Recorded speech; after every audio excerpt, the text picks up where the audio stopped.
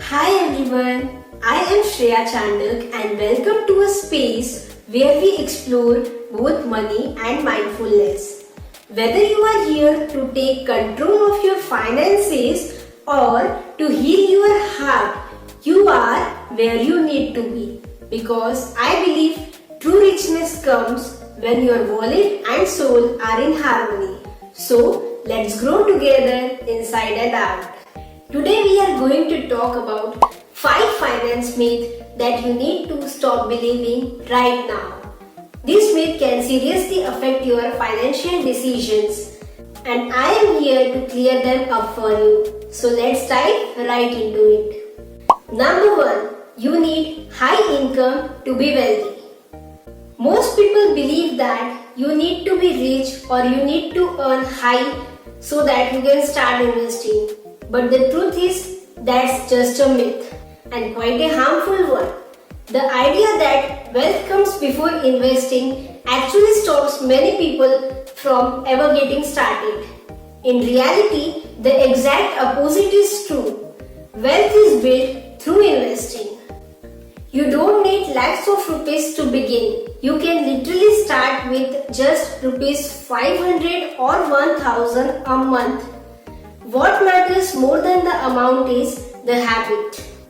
Starting small is absolutely okay because the real game changer isn't about how much you invest at first, but how consistently you do it over time. And that's where compounding steps in, the most underrated magic in personal finance. When you start early, even with the small amounts, you give your money the time to grow. It's like planting a tiny seed today that turns into a big tree tomorrow. Time multiplies money and that power belongs to everyone, not just the rich. The truth is, most wealthy people didn't start out wealthy. They started with whatever they had. What made the difference was consistency, patience, smart choices, not the massive money. Listen, financial freedom is not a luxury for few. It's possible for everyone. But it begins the moment you stop waiting for the right time and start taking actions.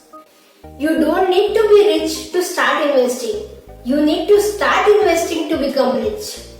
Number 2, you need to be a finance expert. There's a misconception that investing is complicated or meant for finance experts only. But today, there are so many accessible tools like SIP mutual funds, index funds, ETFs, all designed for beginners. These options can help you to get started without needing a deep understanding of the market. You don't have to know everything to begin. You just have to begin. All you need is the willingness to learn as you go.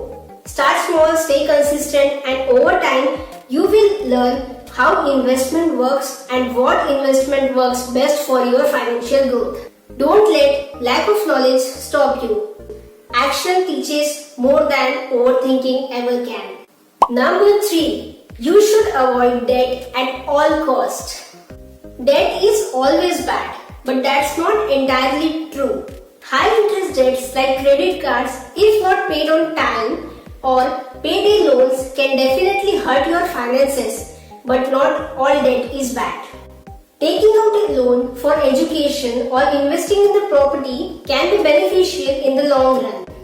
There's a difference between good and bad debt. Bad debt is when you borrow money for the things which does not appreciate like shopping sprees, personal loans, etc. And good debt on the other hand is the debt that helps you grow financially over time. The key is understanding the difference between good and bad debt and using it wisely to grow your wealth. Number 4. Credit cards are always bad. The real problem isn't the credit card itself. The problem is how you use it. Credit cards are not bad. It's the misuse that causes trouble. If you are using a credit card to live beyond your means or not paying off balances in full every month, that's where the problems start with interest rate and mounting debt. But when used wisely, credit cards can actually help you build your credit score. Paying your bills on time and keeping your credit utilization low can improve your credit score, making it easier to get loans or better financial products in the future. Plus, credit cards often come with rewards like cashbacks, discounts, or travel points. So if you pay off your balances every month on time, you can take advantage of these perks without paying any interest.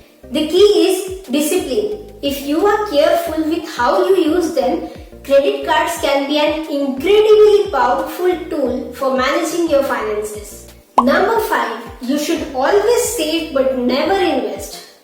Saving money in a bank account may seem like the safest way to secure your future, but relying solely on savings won't make your money work for you. The issue is that inflation often outpaces the interest on saving accounts, which erodes the value of your money over time.